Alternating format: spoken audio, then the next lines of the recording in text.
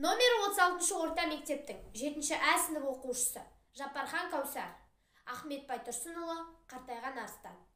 Қартайып, арыстанның әлі кетті. Айбынды жұрт қорқатын сәні кетті.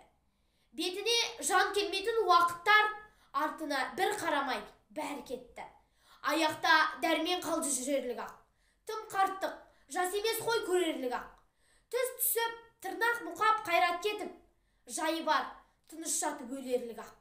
Тынышына қоймады оны өзге аңдар, баталмай сеніме деп жүрген жандар. Анауда, мынауда өшін алып жатыр, қашаннан арыстанда кегі барлар. Ат депті, қасқыр қапты етін үзіп, біресе жаралады өгіз сүзіп.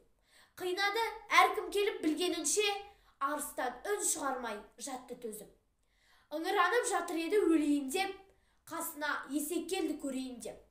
Артықша жанға батар жерін таңдап, ода тұр арыстанды тебейін деп.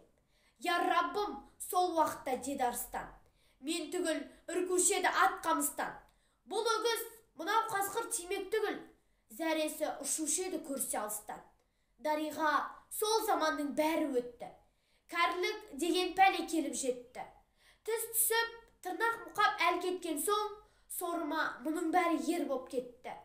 Тебемдеп келіп тұрған мынау есек, аяқта жатушы еді болып төсек. Кешегі дәурен баста тұрған шақта, мұны кім етуші еді жан деп есеп. Көп шығар, жоқ демеймін кінәм менің, ризамын бақ бәлеңе бір дейсенің. Тұяғын сол жаманның тигізбей ал, қорлықтан мұнан көрген жеңіл өлім.